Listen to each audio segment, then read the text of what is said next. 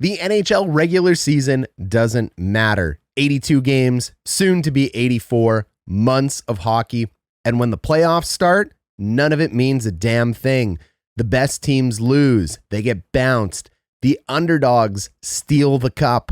And history proves this over and over and over again. But that idea is only actually half true, because hidden inside the regular season are things that actually decide who is going to raise Lord Stanley's Cup at the end of the playoffs. And today, I'm going to show you why it matters more than you think. So stick with me to the end of the video where I tell you why it doesn't matter, the superficial reasons of the regular season. I'll give you the top 4 things of why it does matter, that insider knowledge that you crave so you can better watch your favorite team and get a great idea of who's going to raise the cup at the end. We'll finish it off with some historical proof. And guess what? This is only part 1 of a 2-part series. In part 2, you're going to learn what teams have exactly what it takes to raise Lord Stanley's Cup at the end of the season this year using the requirements from this video. So get ready, comment below, hit subscribe, hit like. Let's get after it. So why it doesn't matter. The regular season, when we were seeded 1 through 8, used to help you avoid brutal matchups. There are no buys in hockey. You have to play everything, and home ice advantage, although it used to matter, statistically at this point, it does not matter nearly as much as teams think, except outside of the fact that they gain more gate revenue and ticket revenue by having 4 games instead of 3. And those brutal matchups we used to be able to avoid, now with the interdivisional play, that's just not true anymore. Look at Colorado and Dallas playing each other last year.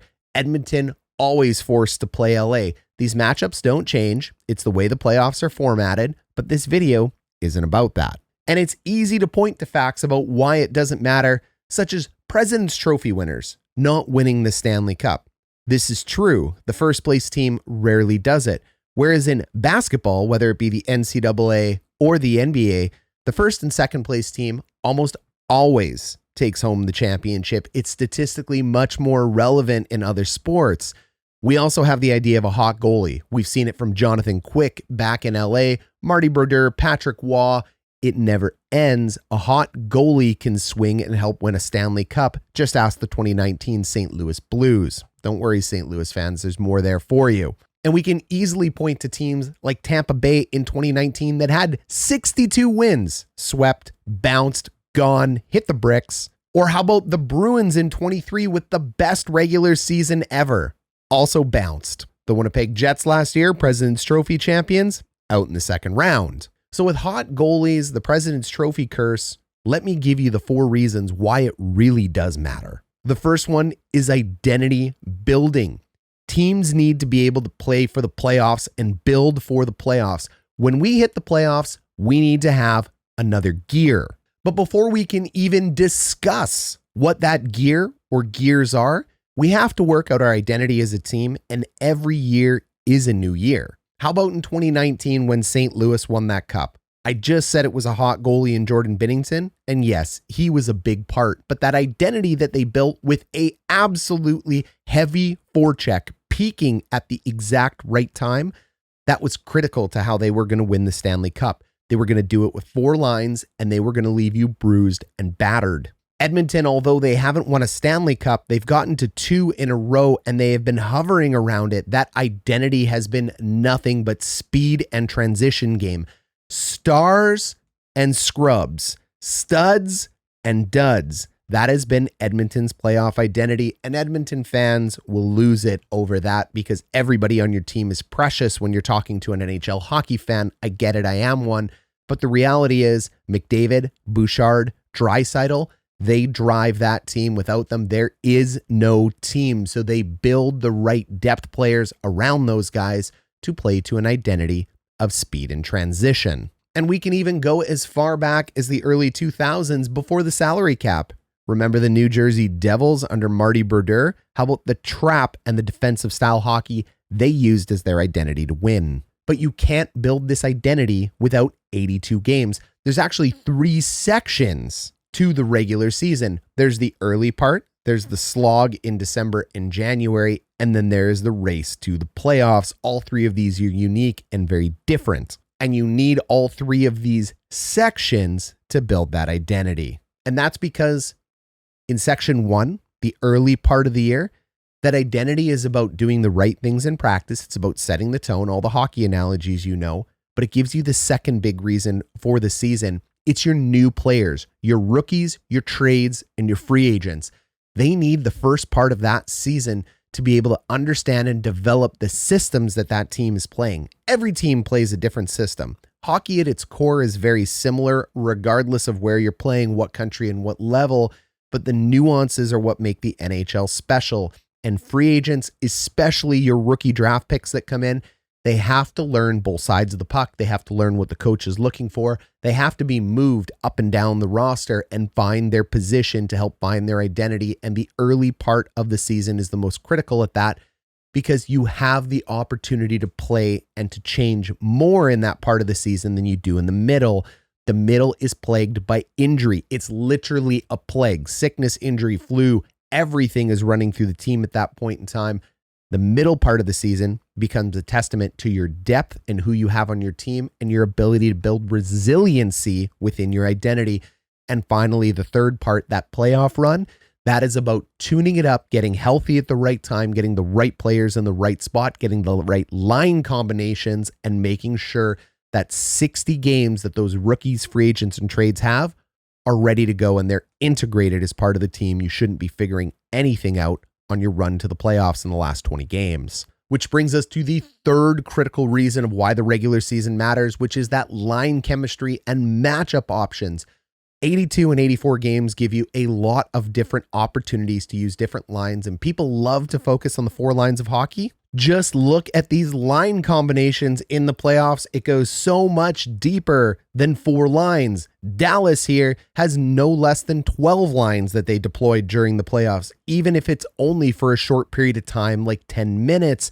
When we go ahead and we sort them by the amount of minutes they're going to get in the playoffs, even 12 minutes can cause or score a goal at a critical time. When we go over to Edmonton, it's even crazier. We start getting a near 20 different line combinations. The Florida Panthers go back to 12. The Carolina Hurricanes had 13, and it goes on and on and on. You do not get to figure out that many different line combinations, and you don't mess around with that in the playoffs. You need to see it in the regular season. That's why 82 and 84 games matter. And the final one is that playoff gear. This is the secret sauce to the video. You can't just be a great regular season team. Every team that wins the Stanley Cup has a gear that they can turn on that they're developing in the regular season to execute on a Stanley Cup victory. I'm going to pick on my favorite team, the Winnipeg Jets, President's Trophy winners. There was no extra gear in the playoffs last year, and they got bounced by Dallas in the second round. They were regular season darlings. The Toronto Maple Leafs, regular season darlings. Carolina, very good playoff team getting to the third round, but unable to crack through to that next level. That's because we talk about these playoff gears, and those gears are a part of the first 3 things we just talked about. It's part of your youth integration, your free agency, your line mates, your chemistry. It's also part of your identity. So when we think of teams that have playoff gears, and in the next video, I'm going to tell you which teams have the best playoff gears heading into the next season, we look backwards and look last year.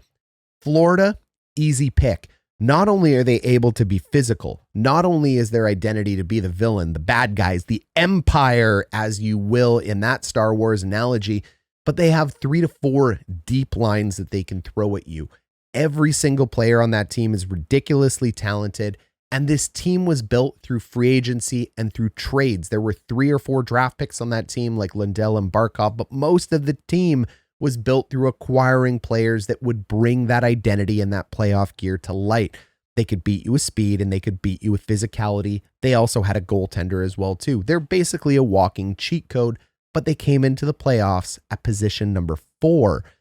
It does not matter what position you enter the playoffs with, just the fact that you can turn on that switch and that gear that lasts, and that gear cannot be used in the regular season. You will burn out, you will die, it will be the end of your team, you won't make it to the playoffs. Think the Edmonton Oilers, they can't play with the speed they played with in the last 2 years during the regular season, all game, every game, where McDavid will be getting 30 minutes, Draisaitl will be getting 30 minutes, they would be burnt out and exhausted. They need to be able to peak and turn on that speed and that transition in the last 10 to 15 games of the regular season, get healthy at the right time and go forward. And then it has to last all playoffs. Because they're using a stars and scrubs analogy, that team is going to have to, or would have had to, win in 5 or 6 games, not dragging it on to 7 because it gets exhausting. St. Louis is another team that has done this. They do it through sheer physicality. They are a simple team. They use simple purposes in hockey. Pucks on net, body on body. You can't play that way in the regular season. You will fall apart. It's just as hard to give a hit as it is to take a hit. And it goes on. Think of your favorite team. Do they have that gear that they can turn on? There's plenty of teams that don't. There's only a few that do. And the proof is in the pudding. Florida in 2023, we know last year they were a juggernaut, but their first cup in 2023, they squeaked into the playoffs. They peaked perfectly at the right time. The Blues in 2019, they were dead last place in January. Bam, they win a cup because they had that playoff gear. The Kings in 2012 were the 8th seed, but built perfectly for the playoffs. All 3 of these teams are examples of teams that use that 82 games to find the identity, integrate their rookies and their free agents, find their line chemistry and their matching, all to develop the playoff gear.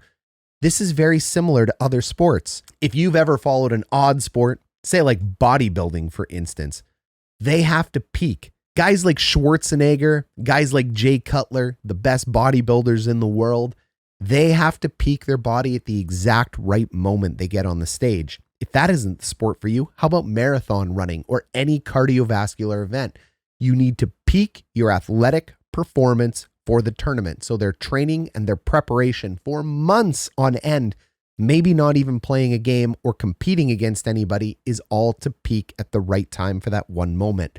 Hockey is no different, except that right time and that right moment is an absolutely brutal 4 series up to 7 games, 16 win romp to the Stanley Cup. You need to peak at the exact right time. And finally, you have to control the factors that you can't control. And the biggest one of those is luck.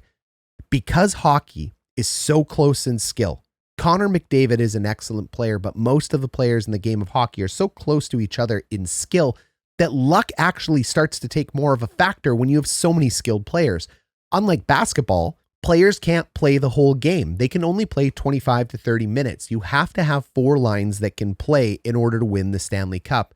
Because of this, balance occurs, and that means luck takes a little bit more of a factor. So if you want to take luck out of the game, you have to find that playoff gear. So that's it. Most of the regular season on the surface looks meaningless.